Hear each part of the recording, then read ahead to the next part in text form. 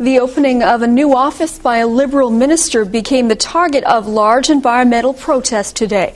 Minister of Agriculture and Lands Ron Cantelon was opening the doors to a new campaign office in Qualicum Beach when about 60 protesters spontaneously showed up. Dean Stoltz reports.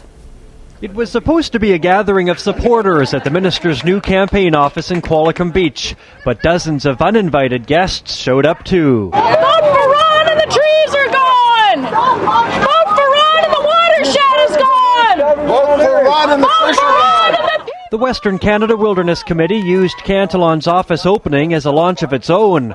2 weeks of rallies and protests against old-growth logging on Vancouver Island. The BC government just has to smarten up. They basically say there's no problem. They specifically say that old-growth forests are not in danger of being exterminated on Vancouver Island. But the satellite photos show that 75% of all of the island's productive old growth is already gone, including 90% of the valley bottoms where the biggest trees are.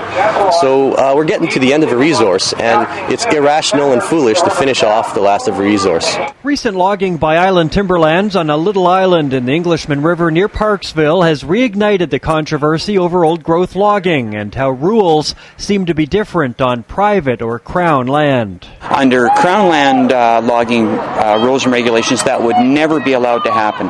So it's time to do two things. One, to tighten up the rules and regulations on private land logging, and also let's put an end to the logging of old growth here, especially on Vancouver Island.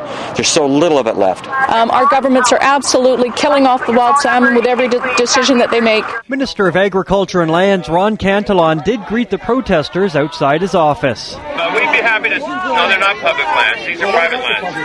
So we'd be happy to sit down and talk with this gentleman, and that's what I can offer you. You know, I don't think it's an effective way to make policy with a megaphone in your hand, but certainly I will listen to them, bring those concerns to the Minister of Forests, bring them to the Private Landowners Council, and to Darshan Sahota, the manager of Island Timberlands.